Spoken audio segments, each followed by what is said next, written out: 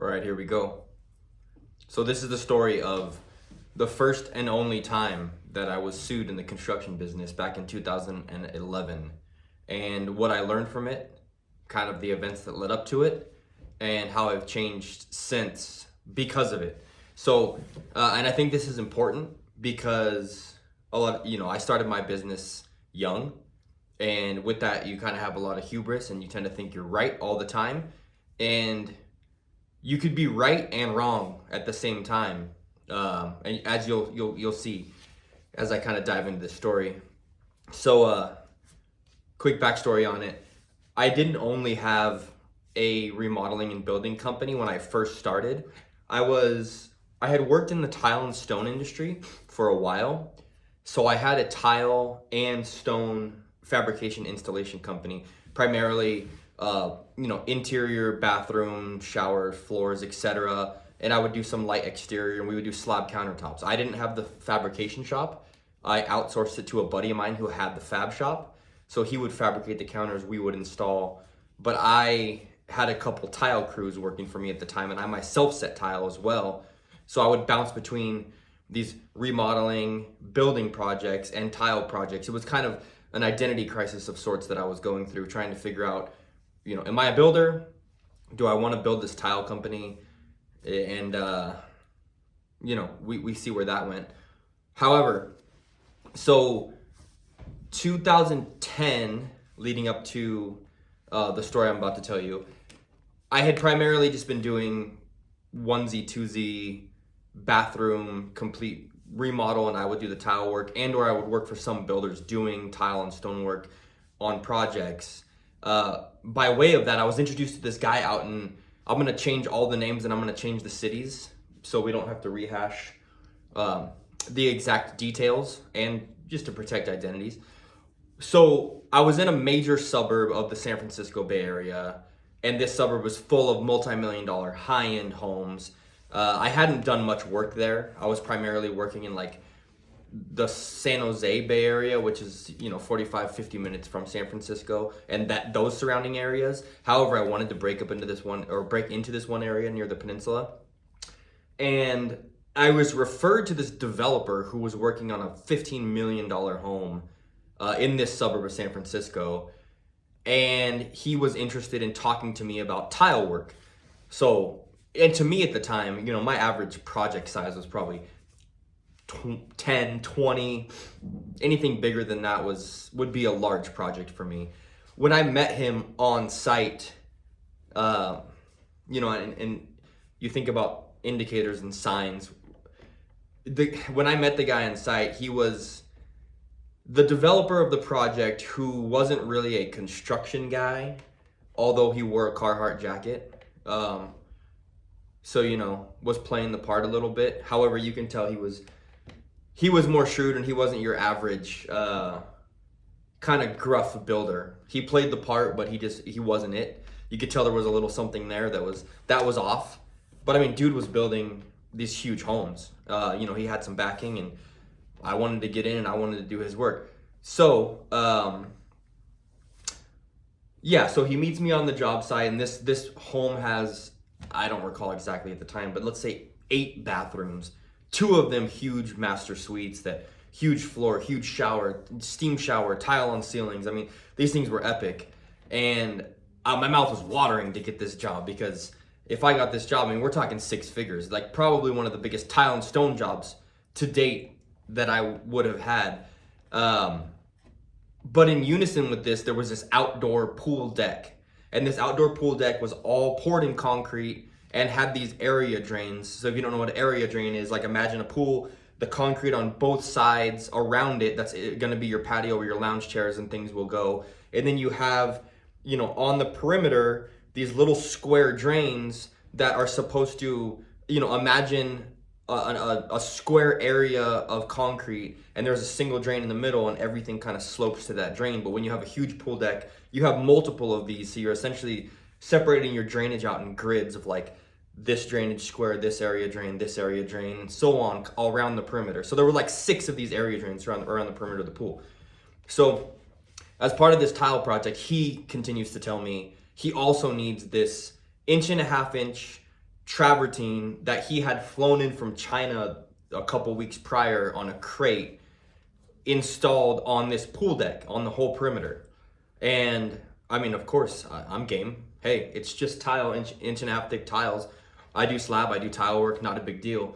So I included that in my price of the project. And I don't recall my exact price of the project, but I want to say it was, to do everything was slightly over $100,000.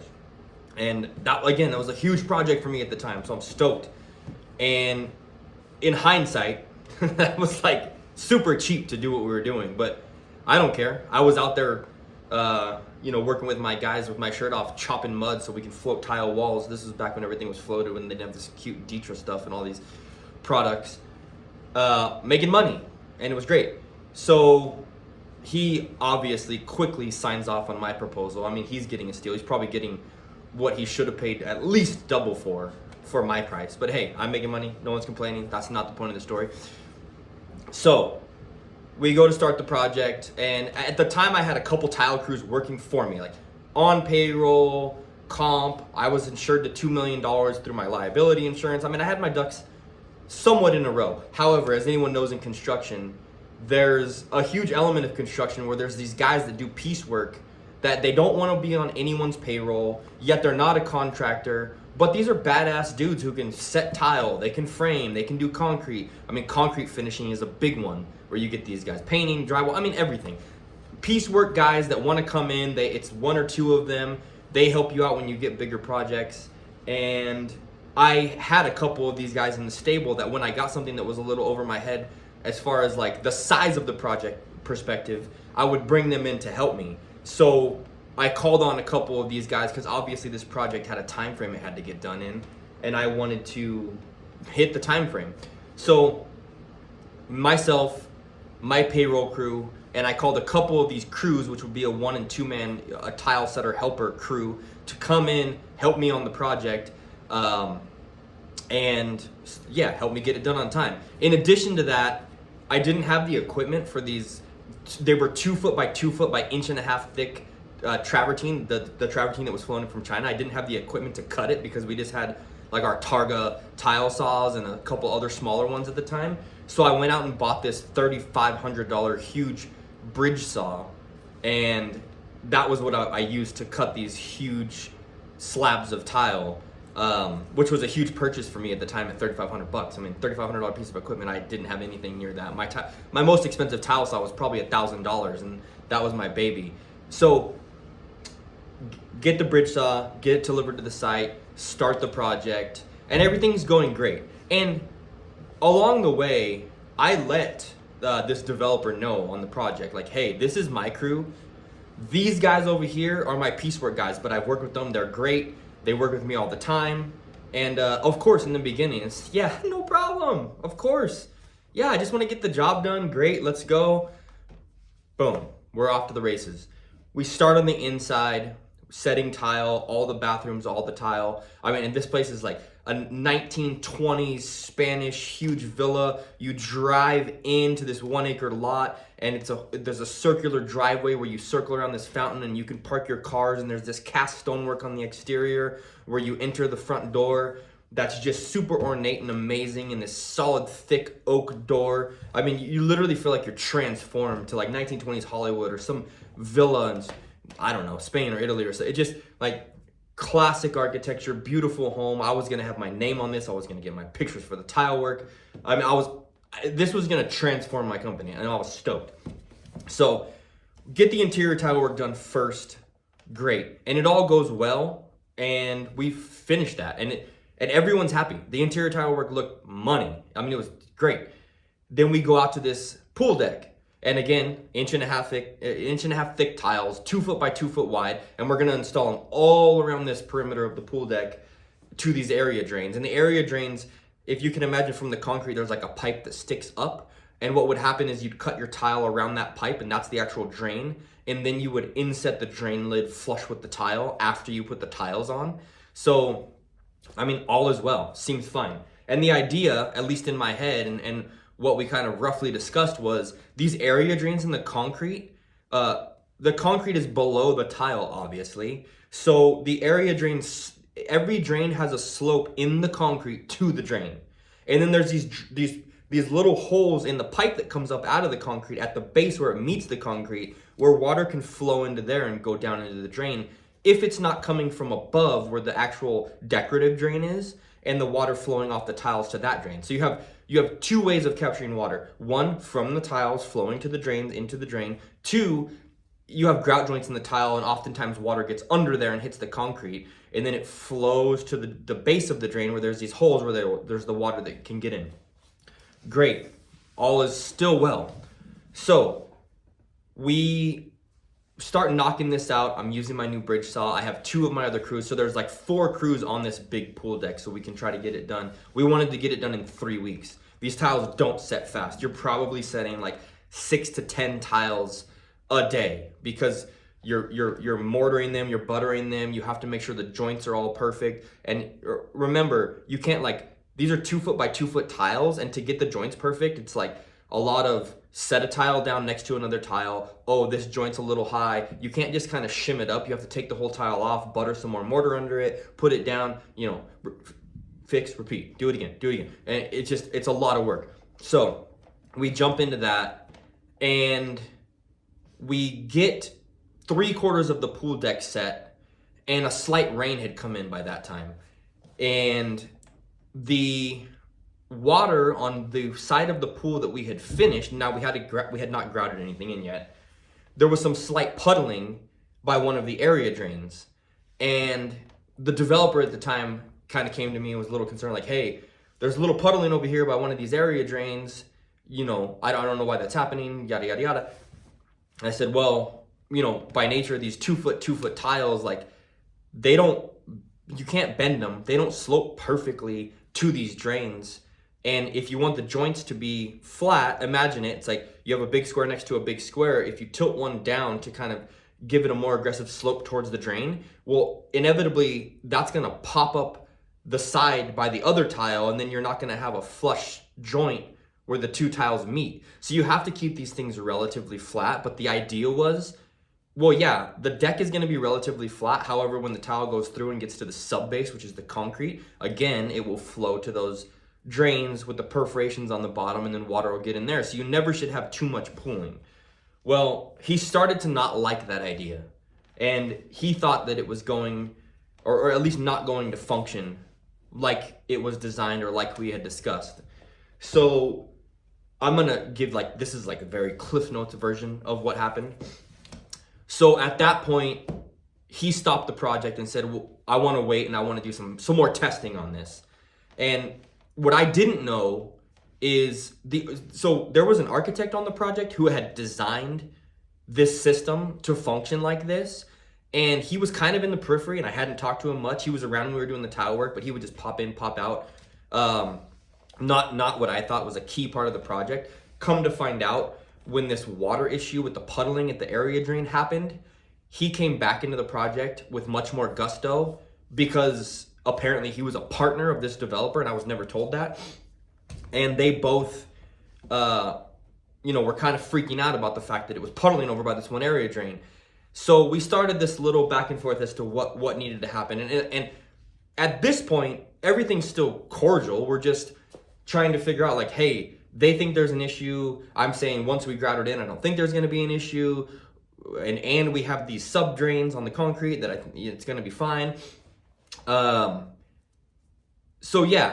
we go back and forth, and the project gets halted while the architect supposedly is going to go back and figure out some redesign around this. Well, what I didn't know, in my ignorance, I kind of brushed it off, and we pulled off the project. We went to do other things, and it was supposed to just be a few days. But in those few days, the conversation started heating up as to whose fault it was that there was puddling occurring on this section of tile where the valley drains were, and they accused us of not installing the tiles correctly, to which my rebuttal was, how do you bend a 2 foot by 2 foot tile to an area drain that's on an area that's 8 feet by 8 feet? You don't really, it's not like a shower pan. When you do a shower, imagine, this is the perfect example, a shower pan with the drain in the middle. and you have to have small tiles in the shower pan so the tiles kind of bend to that drain. This wasn't the scenario when you have a 2 foot by 2 foot tile. You just can't bend it to an area drain. Hence the sub drains. I keep on going back to these sub drains. But they weren't buying that. So this whole thing just like devolves into finger pointing of whose problem this is.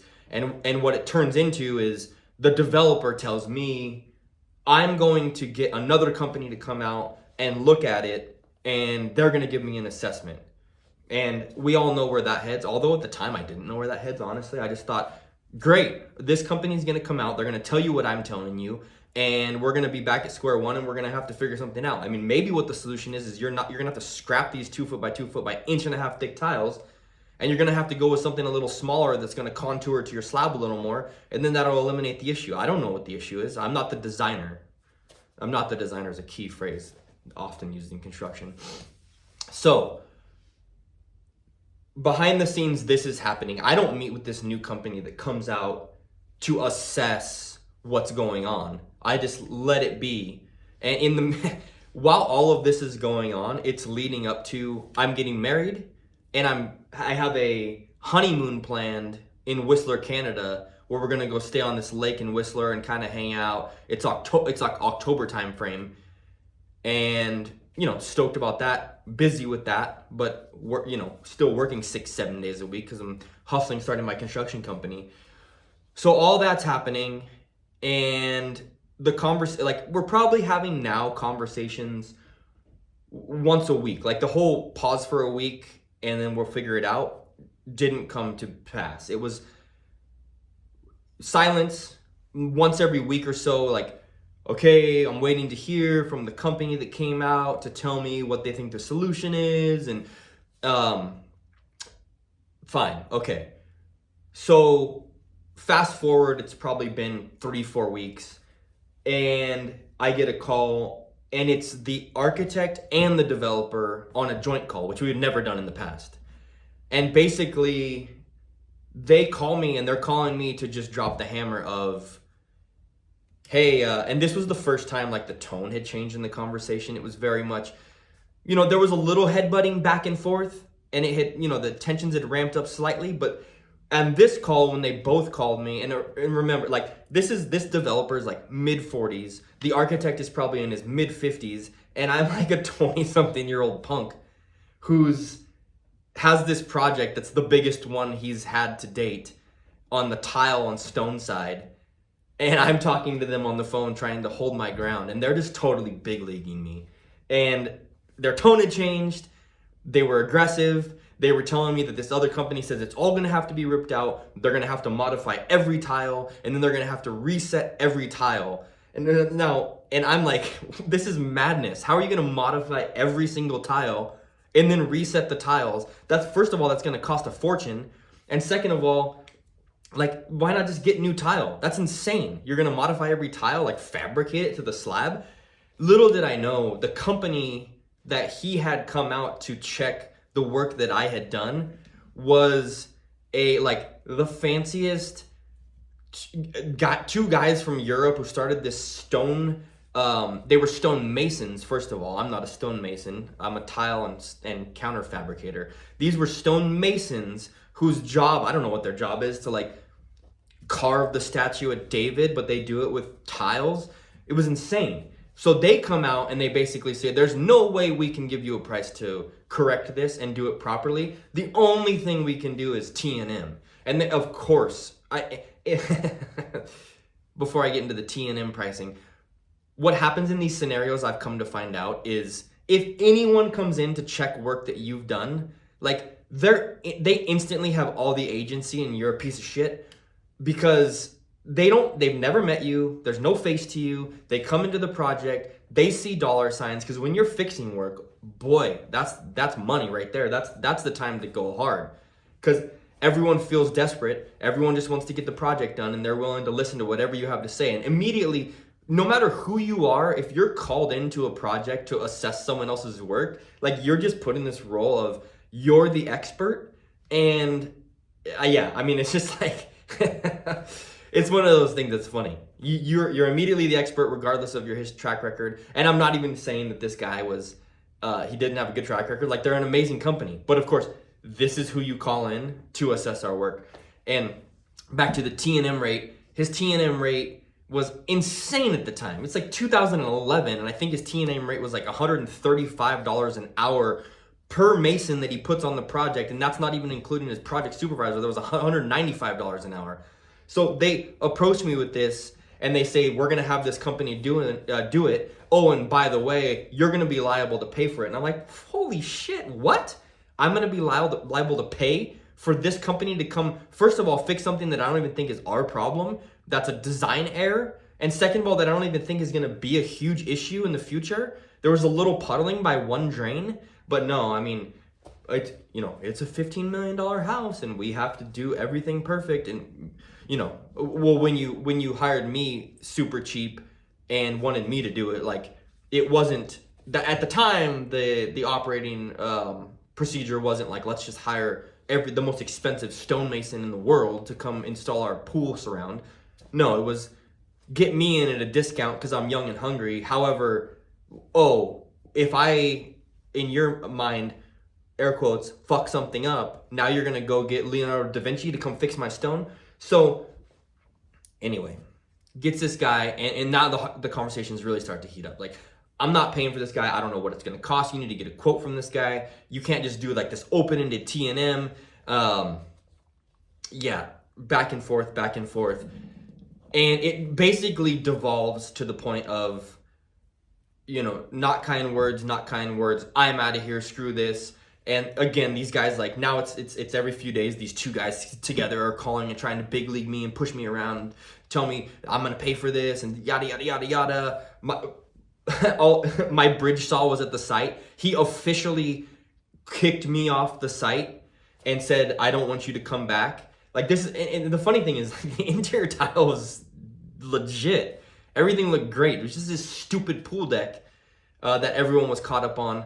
And because of that, he says, you're not allowed back on the site. I'm gonna have these stonemasons fix it. You're gonna pay for it. And I'm like, bullshit, I'm gonna pay for it. But my $3,500 bridge saw was there, and I was kind of pissed about that, and I needed to get it back. And I went one day to get it back, and he basically denied me access, and he's like, I'm keeping the bridge saw. Sue me if you want it back. So not only am I had invoices out that I wasn't getting paid for because this came to a stall. He has this other company that says they're gonna come in T&M and air quotes fix my work, and my freaking $3,500 bridge saw sitting on site. I could have used that so many other places. But hey, okay, so life has to move on. Like, I don't know where this is gonna head at that point. I'm just young, ignorant, and moving forward. So fast forward, like, legitimately the timing was insane. I am in Whistler, Canada on my honeymoon and relaxing, having a great time. Of course, this is in the back of my mind, but not in a huge way.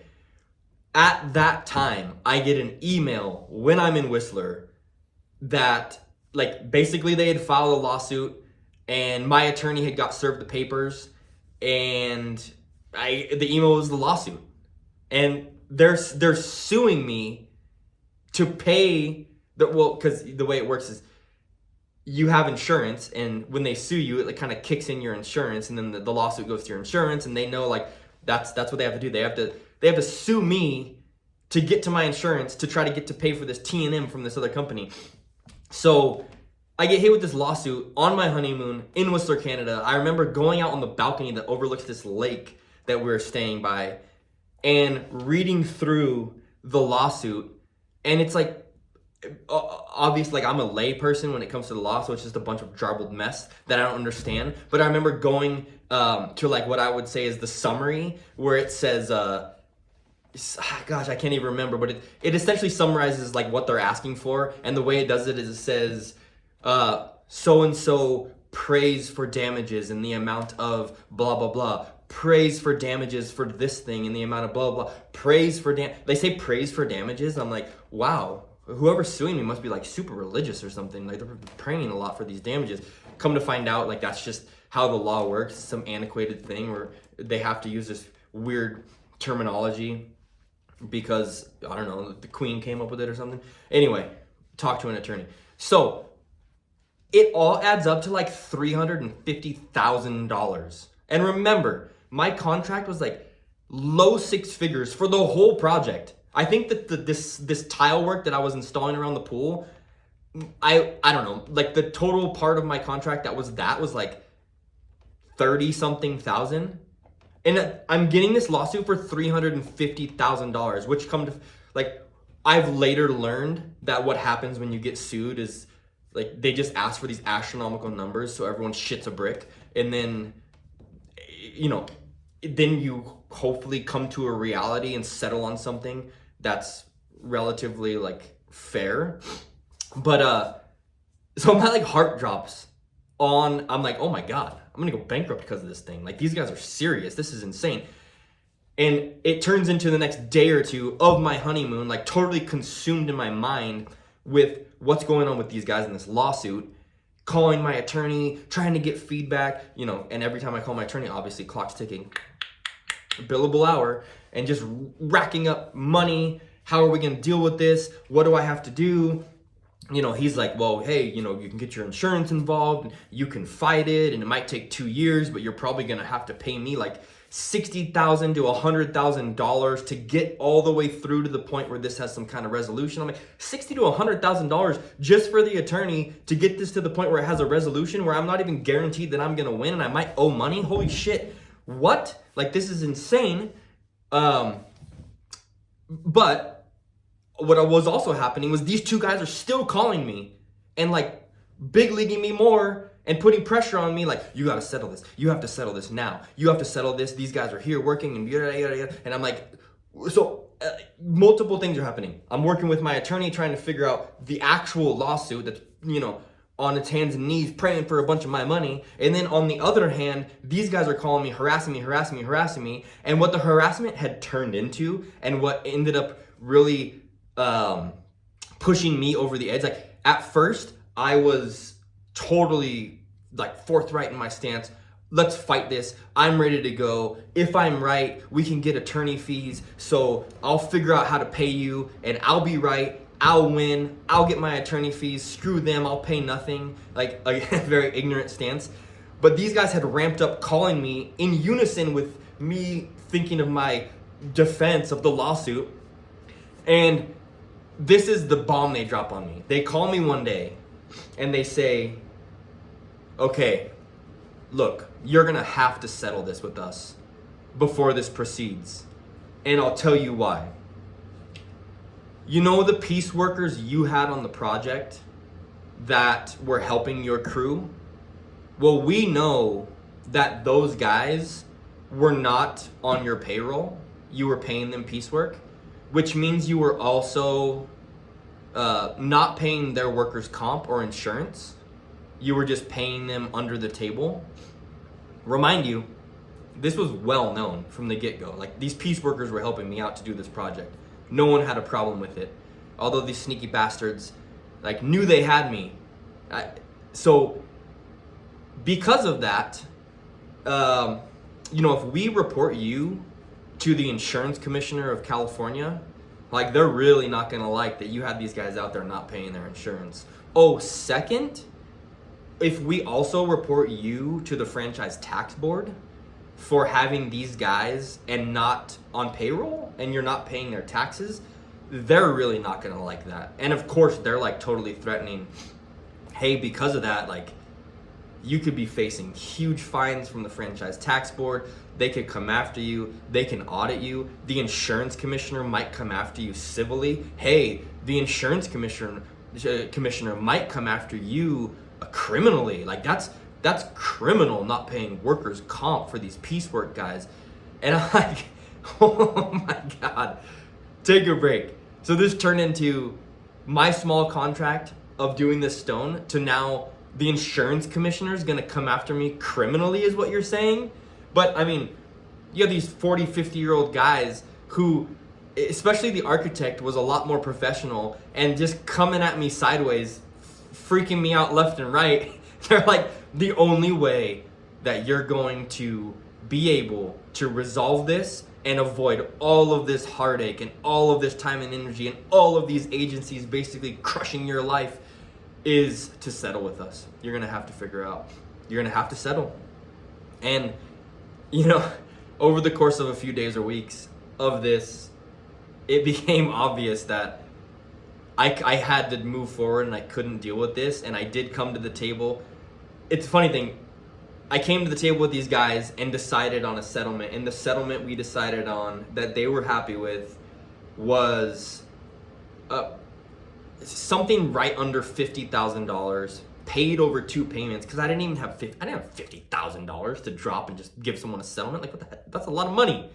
But $50,000 over the course of 2 payments to them, one now, one in 6 months.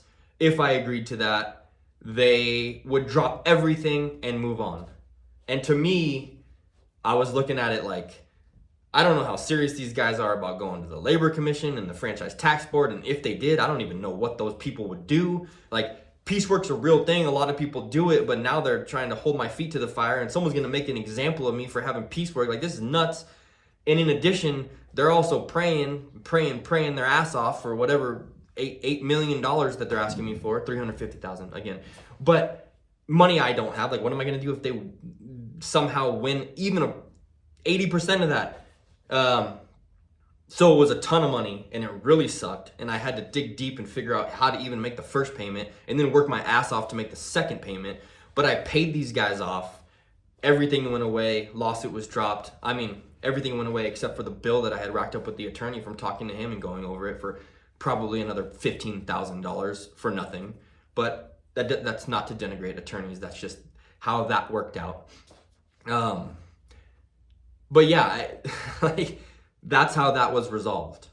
And it really taught me a few things that helped procedurally me moving forward. And actually, I look at it now and say, wow, like, what a blessing that was that happened at that time. It was terrible that it happened, that I got hit with it on my honeymoon. It was terrible that it was early in my business.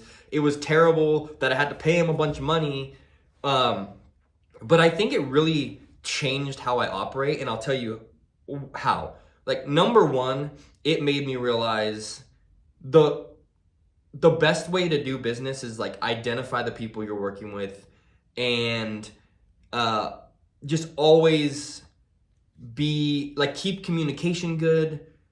If anything goes wrong, like, do your best to remedy the situation and or work with them in a fashion that they're comfortable with. Like, I really dug my heels in on the fact that I was right in this scenario with this stonework and ended up, butting heads on it to the point where I stood my ground, they stood their ground. Although what I learned is standing your ground's great and you could think you're right. But when it comes to the legality of things and if you get hit with a lawsuit, like, at the end of the day, it's the person with the deeper pockets who can push you around and they're going to be right. And if there's any like chink in the armor that they could exploit, they're going to exploit it. So that kind of leads me to my second thing, and this is the biggest takeaway that I had from it and the biggest change I made. And it's like, have your shit in a row and organized, and make sure you're like crossing your T's and dotting your I's. So when it comes to your insurances, your employees, this whole piecework thing, like all these things that can kind of get cumbersome and are the annoying parts of business, 99% of the time, they don't even come into play. Like, sure, there's companies out there that are operating like, I'm sure they have all illegal labor, they don't pay anyone payroll, they probably don't even have insurance, and they go on like that for 20 years.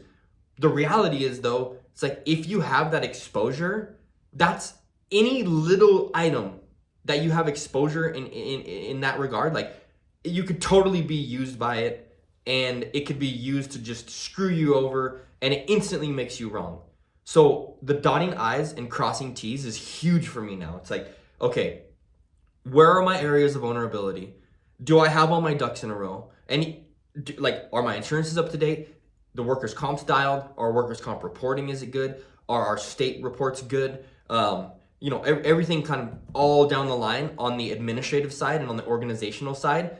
Because if you have all of your ducks in a row and no one can call you out for some bullshit that you didn't take care of, like, it instantly gives you a leg up when you're trying to argue your point or prove your point if you have to. Again, you don't want to have to, like, if you can avoid arguing with clients, avoid it. Like, arguing with clients is not the way to go, even if you think you're right, because they're your clients at the end of the day, and the customer is always right. And I truly believe that. But if it comes down to a scenario that it's unavoidable, like, have your shit on lock, guys, because again, any little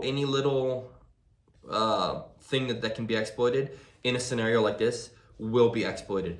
And what that led me to is there's something funny that happens when you get organized and make sure all your ducks are in a row and your paperwork's dialed and like your reporting and your files. Like, when that happens, something happens subtly and subconsciously that makes you as a business owner just act in a different manner. And I really think, I'm getting a little like metaphysical about it, but I really think that when that happens, you start to hold yourself and conduct yourself like kind of in a higher regard, in a different manner. And that leads to growth in your organization and you entering like this. In previous podcasts, I've talked about the hierarchy of like almost like the caste system of construction. When you start here and then you get this project and you can move to a bigger project, then you can move to a bigger project. Well, kind of in unison with that is different levels of organization. And like typically the people who are scoring the projects that are, $5 million new home builds, like they have their shit like lined up and in a row. All their stuff's tight. Like you have to provide all your information to the architect and owners for insurance and get additionally insured, and you have to do this and that, and you have to be organized in your billing, and you have to be organized with your payroll tracking, and all this stuff has to be organized. So as you start to organize yourself, you instantly catapult yourself up those tiers on the construction hierarchy, because you just like naturally you're conducting yourself in a different manner. You're becoming more professional by getting more organized. And that's the biggest takeaway that I took from it. It's like, oh, I went from being a guy hustling work to like stumbling into little bit bigger projects that were over my head that I needed extra help to take care of, but I still wasn't running an organization, to a person that got everything in line and in order and started growing my organization and bringing on someone for the office and then bringing on someone in the field who can help with customer relations and yada, yada, et cetera, et cetera. And every time I took one of those steps and every time I got more organized, I conducted myself in a more professional manner, which led to subtly, it wasn't my sales pitch when I went out to get a new project wasn't, hey, I'm very organized, you should hire me because I have my workers' comp in order and I'm submitting the right cost codes. No, it's just like you have an air about you or an aura that says, I have my shit together, hire me. I know what I'm talking about and my organization's tight, and people like that. So that was, the three biggest takeaways from that experience and the changes that I made were what I just described. So, kind of in summary, I would say number one, if you can avoid it, don't get sued. However, sometimes like me, I tend to learn things the hard way and I need to get punched in the face. And that was my punch in the face that really helped and changed and propelled me. But, could I have avoided it? If I would have avoided it, like what would that have taught me? I don't know. But anyway, that's me. Anyone else, it sucks. Don't do it. Or if you're like me, do it. I don't know. I can go back and forth on this one. 2, be organized. Don't have any chinks in your armor. Don't have vulnerabilities that can be exploited. If you're just an organized, honest person who does what they say they're gonna do, there's not much people can come back at you with in a scenario where you're arguing about whatever it may be. And 3, that's going to lead to a better business for you. You might spend more money getting organized, but it's going to pay dividends long term, 100%. There's no way it doesn't. You will secure more work, act more professionally, and run a better organization that's more profitable when you kind of take those things, or you don't take those things for granted.